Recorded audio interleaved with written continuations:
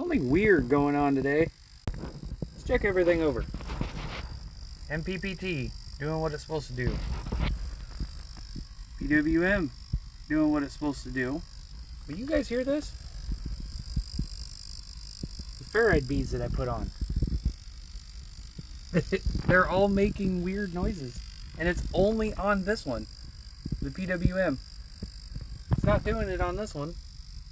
You hear these. It's just these.